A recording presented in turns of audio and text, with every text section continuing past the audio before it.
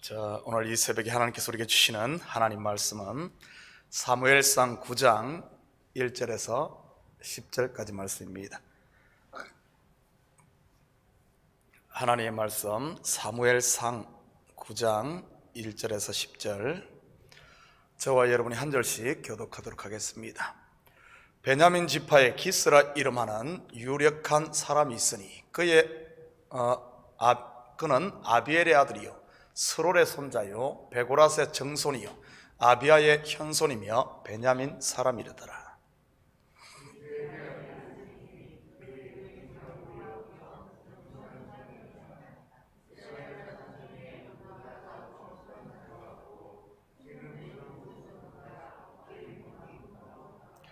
사울의 아버지 기스가 암나기들을 잃고 그의 아들 사울에게 이르되 너는 일어나 한 사원을 데리고 와서 암나기들을 찾으라 하매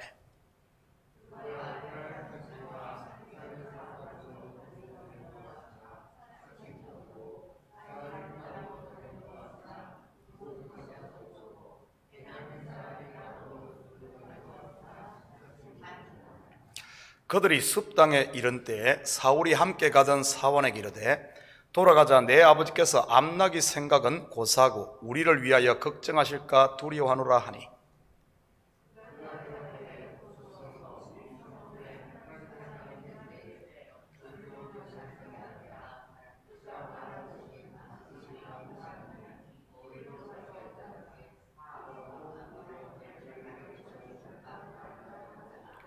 사울이 그의 사원에게 이르되 우리가 가면 그 사람에게 무엇을 드리겠느냐? 우리 주머니에 먹을 것이 다하였으니 하나님의 사람에게 드릴 예물이 없도다. 무엇이 있느냐 하니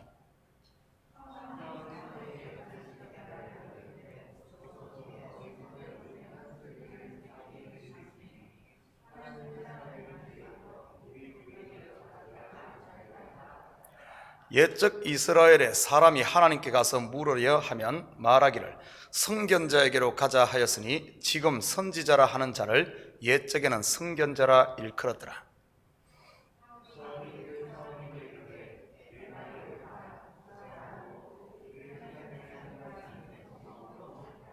아멘. 좋은 아침입니다. 오늘 본문은 왕을 구한 이스라엘의 요청에 따라 왕을 세우게 되는데 바로 사울입니다. 사울이라는 이름이 아이러니컬하게도 강구하다, 묻다, 즉 구하여 얻은 자란 뜻입니다. 사울이 왕으로 뽑히는 이야기는 9장과 10장 두 장에 자세하게 소개되는데 그만큼 중요하다는 뜻이지요. 같이 살펴보면서 속에 숨은 의미들을 살펴보도록 하겠습니다. 1절입니다. 베냐민 지파의 기스라 이름하는 유력한 사람이 있으니 그는 아이엘의 아들이요 스롤의 손자요 베고라스의 정손이요 아비아의 현손이며 베냐민 사람이더라. 먼저 사울의 아버지 기스를 소개하면서 유난히 눈에 띄는 두 단어가 있습니다. 무엇일까요? 베냐민 지파와 유력한 사람입니다. 베냐민에 대해서는 우리가 사사기를 공부하면서 이미 살펴보았습니다. 잠시 복습을 하면 베냐민의 원래 이름은 베노니, 즉 슬픔의 아들이라는 뜻입니다. 야곱의 사랑했던 아내 라헬이 죽음으로 태어난 아들이지요. 그런데 이 베노니를 아버지 야곱이 베냐민으로 고쳐 부릅니다. 바로 오른손의 아들이란 뜻이지요. 벌써 이 이름 속에 복음의 비밀이 들어있습니다. 베노니가 베냐민으로 되는 것, 슬픔의 아들이 오른손의 아들 곧 전능자 하나님의 아들이 되는 것 말이지요. 바로 저와 여러분의 이야기입니다.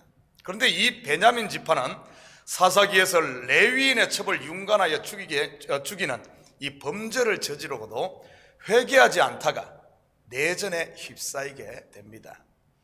1대 11, 곧 베냐민 지파가 이스라엘 11지파의 연합군과 맞짱 뜨다가 심판을 받아 전멸하게 되지요. 오직 600명의 장정만을 남기고 말입니다. 베노니, 다시 슬픔의 아들이 된 것이지요. 그런데 이들이 은혜를 입어 아내를 얻음으로 남은 자들이 되어 회생하고 다시 베냐민이 됩니다. 은혜로 겨우 회생한 베냐민 지파에 오늘 본문에 보니까 유력한 사람이 있네요. 바로 사울의 아버지 기스이지요. 이 베냐민 지파는 막내 지파임에도 끊임없이 올라가려고 발버둥치는 모습을 우리는 보게 됩니다. 차자로 태어나 한평생 움켜쥐고 올라가려고 했던 아버지 야곱처럼 말이지요. 구속사의 큰 그림으로 보면 이 베냐민 지파와 사울은 율법을 상징합니다. 율법은 이스라엘의 죄를 폭로해서 인간이 죄인임을 고발하는 역할을 위해 주어졌습니다. 그래서 제대로 율법을 지킨 사람은 나는 죄인입니다, 나에게는 소망이 없습니다 하고 두 손을 들고 항복하게 되는 것입니다. 그런데 율법을 받아 지켰다고 자부하는 이스라엘의 모습은 어떻습니까? 하나님은 끊임없이 이스라엘의 죄를 고발함에도 불구하고 그들이 회개하고 돌아왔습니까? 아닙니다. 오히려 죄를 고발하는 선지자들을 쳐 죽이며 더 높아지려고 했지요. 결국 이스라엘은 율법을 가지고 스스로 왕이 되어 왕노릇을 하고 말았습니다. 그들을 보호해 줄 수도 없고 그들을 먹일 수도 없는 거짓 왕 말이지요. 베냐민 지파의 유력한 사람이란 말 속에 율법의 의로 스스로 왕된 이스라엘의 모습을 고스란히 담고 있는 것이지요. 2절입니다. 기스에게 아들이 있으니 그의 이름은 사울이요 준수한 소년이라. 이스라엘 자손 중에 그보다 더 준수한 자가 없고 키는 모든 백성보다 어깨 위만큼 더 컸더라. 두 가지 수식어를 사용해서 사울을 소개합니다. 먼저는 준수한 소년입니다. 그러면서 이스라엘 중에 그보다 더 준수한 자가 없다고 합니다. 여기서 준수하다는 말은 그 풍채가 탁월하고 골격이 우람하고 월등하다는 뜻입니다. 성경에서 이와 유사한 표현으로 소개한 인물이 또 있습니다. 누구일 것 같습니까? 사무엘하 14장 25절 26절입니다. 온 이스라엘 가운데서 압살롬같이 아름다움으로 크게 칭찬받는 자가 없었으니 그는 발바닥부터 정수리까지 흠이 없음이라. 그의 머리털이 무검으로 연말마다 깎았으며 그의 머리털을 깎을 때 그것을 달아본 적 그의 머리털이 왕의 저울로 200세겔이었더라. 바로 압살롬이지요. 아버지 다윗을 몰아내고 스스로 이스라엘의 왕위에 올랐던 인물. 그런데 탁월한 외모를 가진 두 사람은 그 마지막도 비슷한 모습임을 알 수 있습니다. 혜성처럼 등장을 하지만 그 끝은 이슬처럼 사라지는 것 말이지요. 두 번째는 모든 백성보다 어깨 위만큼 더 큰 키라고 말하네요. 성경에 유난히 큰 키를 강조한 장수 하나가 나오지요. 바로 블레셋의 골리앗입니다. 사무엘상 17장 4절입니다. 블레셋 사람들의 진영에서 싸움을 도두는 자가 왔는데 그의 이름은 골리앗이요 가드 사람이라. 그의 키는 6규빗 한 뼘이요. 6규빗 한 뼘의 키, 1규빗이 장정여 팔꿈치에서 손끝까지의 길이를 말하는데 약 45cm에서 50cm로 봅니다. 그렇게 계산하면 약 2m 95cm 키지요. 참고로 미국 프로농구 NBA 선수들의 평균 신장이 2m 1cm입니다. 그 키 큰 그들보다 거의 1m가 더 크지요. 이러한 거인 골리앗 앞에 이스라엘 군사들이 40일 동안 모욕을 당했지만 아무도 나서지 못했습니다. 어제 새벽에 이스라엘이 자기들의 왕을 구한 이유가 무엇이라고 했습니까? 우리 앞에 나가서 우리의 싸움을 싸워야 할 것이니라. 바로 자기들을 대신해 싸울 골리앗과 같은 용사, 곧 왕을 구했던 것이지요. 백성들이 원하던 바로 그 사람이 사울임을 한눈에 알 수 있지 않습니까? 혹시 우리도 이러한 이러한 왕을 원하고 있지는 않습니까? 한눈에 봐도 저 사람은 복받은 사람이다 하고 드러나는 것 말이지요. 야, 저 사람 예수 믿더니 수지 맞았어. 찌질이도 안 되던 가게에 대박이 났잖아. 저 사람 자식 좀 봐. 항상 뒤에서 1등, 2등 하던 녀석이 이번에 대학 아이비리그에 갔대. 야, 저 친구 교회 다니더니만 집도 사고 차도 바꾸고 모두가 부러워하는 멋쟁이가 되었어. 사무엘상 16장 7절입니다. 여호와께서 사무엘에게 이르시되 그의 용모와 키를 보지 말라. 내가 이미 그를 버렸노라. 내가 보는 것은 사람과 같지 아니하니 사람은 외모를 보거니와 나 여호와는 중심을 보시느니라 하시더라. 여러분, 가게에 파리만 날린다고 기죽지 마십시오. 자식이 좋은 대학 못 들어갔다고 낙심하지 마십시오. 남들이 쳐다보지 않는다고 실망하지 마시기 바랍니다. 하나님이 보시는 것은 외모가 아니라 중심인 줄 믿습니다. 그렇다면 성도의 자랑은 무엇이겠습니까? 갈라디아서 6장 14절입니다. 그러나 내게는 우리 주 예수 그리스도의 십자가 외에 결코 자랑할 것이 없으니 그리스도로 말미암아 세상이 나를 대하여 십자가에 못 박히고 내가 또한 세상을 대하여 그러하리라. 성도의 자랑은 오직 십자가인 줄 믿습니다. 세상이 나를 대하여 십자가에 못 박히고 무슨 말입니까? 바로 세상 사람들이 추구하는 것 더 이상 관심이 없다는 뜻이지요. 내가 또한 세상을 대하여 그러하리라. 아무도 세상 사람들이 나를 주목하지 않고 부러워하지도 않는다는 말입니다. 예수 믿으면 저렇게 돼. 저런 예수 나는 안 믿을 거야. 이런다는 것이지요. 부끄럽습니까? 아니요, 이게 성도의 참 모습입니다. 왜냐하면 십자가의 도가 세상 사람들의 눈에는 미련하게 보이기 때문이지요. 그런데 요즘 성도들 다 거꾸로 예수 믿고 있지는 않습니까? 예수 믿으면 이렇게 성공해. 날 봐. 예수 믿으면 부자 돼. 대통령 돼. 예수 믿는 사람들이 각계각층의 리더가 되어서 세상을 끌고 가야 해. 얼마나 달콤합니까? 속지 마십시오. 십자가 없는 구원은 참 구원이 아닌 짝퉁이니까요. 세상이 추구하는 게 무엇입니까? 한마디로 바벨탑이지요. 높이, 더 높이 고지를 향해 말이지요. 이 시대 교회들이 앞장서서 바벨탑을 쌓게끔 독려하고 있으니 바벨탑 무너지는 소리가 사방에서 들려오는 것 아닙니까? 저는 요즘 새로운 사명 하나를 깨닫게 되었습니다. 바로 끝까지 바른 복음을 전하는 것이지요. 십자가의 복음 말입니다. 계속해서 갈라디아서 6장 17절 같이 봅니다. 이후로는 누구든지 나를 괴롭게 하지 말라. 내가 내 몸에 예수의 흔적을 지니고 있노라.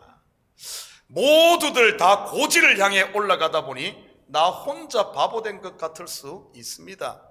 나 혼자 뒤처진 것 같은 느낌이 들 수 있습니다. 그런다고 남이 장에 간다고 무작정 걸음지고 장에 따라가는 성도들은 되지 마십시오. 이러한 주위의 유혹 앞에 요동하지 않고 묵묵히 예수의 길을 따르는 예수의 흔적, 곧 십자가의 흔적이 있는 참 성도들 되기를 주님의 이름으로 축복합니다. 4절 같이 봅니다. 그가 에브라임 산지와 살리사 땅으로 두루 다녀보았으나 찾지 못하고 사알림 땅으로 다녀보았으나 그곳에는 없었고 베냐민 사람의 땅으로 두루 다녀보았으나 찾지 못하니라.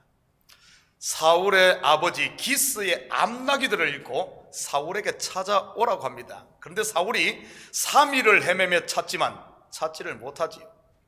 그가 찾아다닌 지역은 살리사 땅, 사알림 땅, 베냐민 사람의 땅을 지나 결국 숲 땅까지 이곳 지명들을 따라가 보면 이들이 약 40km 이상을 찾아다닌 것을 알 수 있습니다.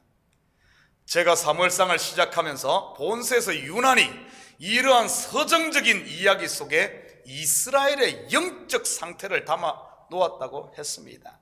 오늘 본문도 마찬가지입니다. 사울이 잃어버린 아버지의 암나기들을 찾는 모습은 바로 이스라엘이 왕을 구하고 찾는 모습을 그대로 묘사하고 있는 것이지요. 그들이 자기들을 보호해 줄 것을 기대하고 구하는 왕은 암나귀에 불과하다는 것을 은유적으로 묘사하는 것입니다. 결국 그들 스스로는 암나귀들을 찾지 못합니다. 그러다가 그곳 숲땅에 사무엘 선지자가 살고 있는 것을 알게 되지요. 그리고는 사무엘을 찾아갑니다. 암나귀들을 어디에서 찾을 수 있나 묻기 위해서 말이지요. 8절 같이 봅니다. 사환이 사울에게 다시 대답하여 이르되 보소서 내 손에 은 한 세겔에 4분의 1이 있으니 하나님의 사람에게 드려 우리 길을 가르쳐달라 하겠나이다 하더라. 당시에는 선견자에게 물을 때는 예물을 드렸습니다. 그들은 은 한 세겔에 4분의 1을 드리고 그들의 길을 가르쳐달라고 찾아가지요. 은 4분의 1이 갖는 의미가 무엇이겠습니까? 이 속에는 온전한 예물이 아닌 4분의 1, 흠이 있는 예물, 곧 자기들의 배를 위해 왕을 구하는 이스라엘의 모습을 담고 있는 것이지요. 사울이 사무엘을 찾아감으로 결국 이스라엘의 초대 왕으로 기름 부음을 받습니다. 하나님이 세우신 다윗과 한번 비교해 볼까요? 사무엘상 16장 1절입니다. 여호와께서 사무엘에게 이르시되 내가 이미 사울을 버려 이스라엘 왕이 되지 못하게 하였거늘 내가 그를 위하여 언제까지 슬퍼하겠느냐. 너는 뿔에 기름을 채워 가지고 가라. 내가 너를 베들레헴 사람 이새에게로 보내리니 이는 내가 그의 아들 중에서 한 왕을 보았느니라 하시는지라. 사울은 스스로 사무엘을 찾아간 반면 다윗은 하나님께서 찾아서 사무엘을 그에게 보내 기름을 붓습니다. 사랑하는 성도 여러분, 여러분은 사울형 신앙인입니까? 아니면 다윗형 신앙인입니까? 다시 말해 복을 찾아 산만리 헤매고 있습니까? 아니면은 복이 여러분들을 찾아와 노크하고 있습니까?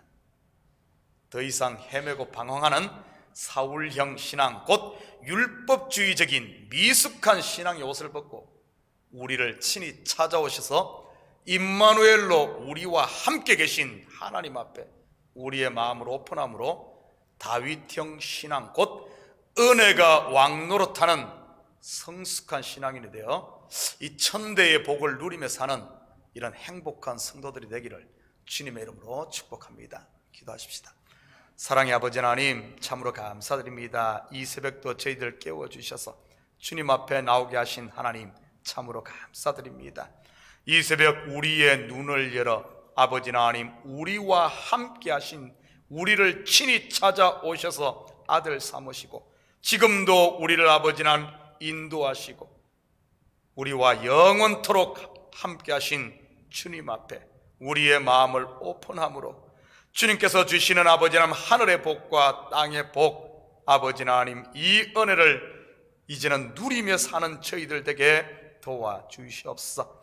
복을 찾아 뭐를 찾아 세상을 헤매는 어리석은 자가 아니라 아버지 하나님 주님 앞에 섬으로 말미암아 주님께서 주시는 평강과 자유함과 아버지 하나님 때를 따라 주시는 하늘 양식으로 배불리며 이제는 우리 속에 있는 아버지 하나님 성령의 소리에 귀 기울이고 나는 죽고 예수로 삶으로 말미암아 우리 가운데 있는 예수의 빛을 세상 가운데 증거하며 이제는 아버지 하나님 나를 위해 사는 존재가 아니라 주를 위해 사는 이 시대에 아버지 하나님 제자로 사는 저희들 되게 도와주시옵소서. 이 새벽에 간구하는 기도 제목마다 주님 속히 응답하시고 아버지 하나님 이 문을 나설 때는 할렐루야 찬양하며 우리의 무거운 짐 다 내려놓고 주님이 주시는 새 힘으로 오늘 하루도 아버지 하나님 달려가게 도와주시옵소서. 감사드리며 예수님의 이름으로 기도드립니다. 아멘.